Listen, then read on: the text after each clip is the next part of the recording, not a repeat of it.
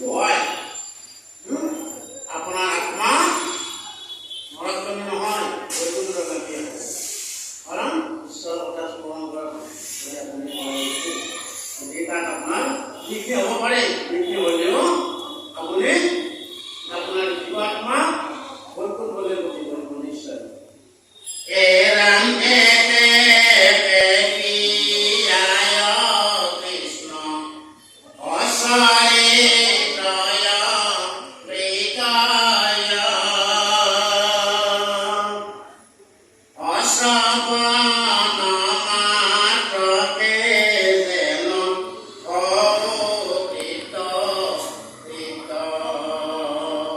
গতিকে আমাক গুৰুদেৱ কৃষ্ণৰ গুণ চৰিত্ৰৰ বিষয়ে আমাক শুনক, কাৰণ ইয়াৰ কাৰণে আমি যাতে কৃতজ্ঞ হওঁ। আমি এই যিবিলাক কৰি আছো তাৰ পৰা আমি কল্পনাই যাতে কলিযুগ আহি উপস্থিত হৈছো, যাতে আমি কৃতজ্ঞ হওঁ।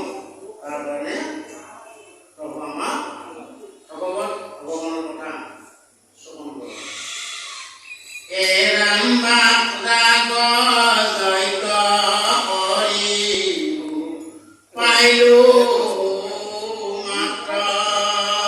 নমস্কাৰ, মই ৰঞ্জন, মোৰ চেনেললৈ আপোনাক স্বাগতম জনাইছোঁ। আজি আমি আহিছোঁ আমাৰ চামতা কুলবীৰ শিৱৰায়ত বাৰ্ষিক পালন উপলক্ষে। ইয়াতে আপোনালোকে ভাগৱত পাঠ শুনিলে ভিডিঅ'টোত সকলোৱে চাই থকা। এইটো আমাৰ বুঢ়াদিয়া নৈ।